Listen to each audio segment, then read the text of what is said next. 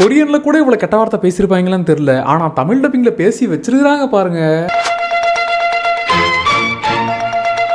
வால் to வால் அப்படிங்கிற Korean படம். இந்த படத்துடைய கதை என்னன்னா, ஹீரோ வந்து ஒரு வழியா சொந்த வீடை வாங்கிட்டாப்படி. அது மட்டும்தான் வாங்கியிருக்காரு. ஆனா ஏகப்பட்ட கடன் தொழில மாட்டி சிக்கிட்டாரு. இப்ப ஆல்ரெடி இவ்வளவு பெரிய பிரச்சனை இல்ல நொந்து நூடுல்ஸா இருக்கிறவருக்கு அவர் தூங்கும் போது டொக்கு டொக்கு டொக்கு டொக்குன்னு மேல் வீட்டுல இருந்து சவுண்ட் வந்துகிட்டு இருக்கு. டேய் ஆல்ரெடி நான் பிரச்சனை இருக்கிறேன்டா, என்ன தூங்க விடுங்கடான்னு மனுஷன் டென்ஷன் ஆயிட்டா. அப்படி தூங்க விடுங்க ப்ளீஸ்.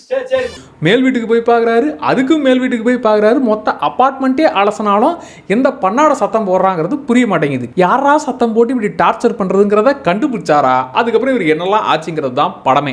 மொத்தமாக எல்லா சவுண்டும் போட்டு அவரை டார்ச்சர் பண்ணுற ஒரு சீன் இருக்கும். அது பயங்கரமாக இருக்கும். இந்த படம் கொஞ்சம் பொறுமையாக பிக்கப் ஆகும். ஆனால் வேற ரூட்டுக்கு மாறினதுக்கு அப்புறமா, கிரைம் த்ரில்லர் ஏரியாவுக்கு மாறினதுக்கு அப்புறமா படம் நல்லாவே இருந்துச்சு. பாதி படத்துக்கிட்ட ஒரு 3 கேரக்டரை சுற்றி தான் நடக்க போகுது. அவங்களுடைய பர்ஃபார்மன்ஸ்னாலேயே அந்த விஷயங்கள்லாம் சூப்பராக ஹேண்டில் பண்ணிட்டாங்க. ஓவரால் ஒரு டிஃப்ரெண்டான பிரச்சனையில் ஸ்டார்ட் ஆகி அதை வேற ரூட்டில் கொண்டு போய் நல்லபடியாகவே முடிச்சாங்க. ஸோ தாராளமாக இந்த படத்தை ட்ரை பண்ணுங்க. கெட்ட வார்த்தை மட்டும் தூக்கலாக இருக்கும். ஃபேமிலியோட பார்க்கலாமான்னா அதை மட்டும் கொஞ்சம் பார்த்துக்கோங்க. கொரியன் படங்களா அதுவும் தமிழ் டப்பிங்ல இருந்தா பார்ப்பேன் அப்படிங்கிற உங்க ஃப்ரெண்ட்ஸுக்கு இந்த வீடியோவை ஷேர் பண்ணி இந்த படத்தை பார்க்க சொல்லுங்க.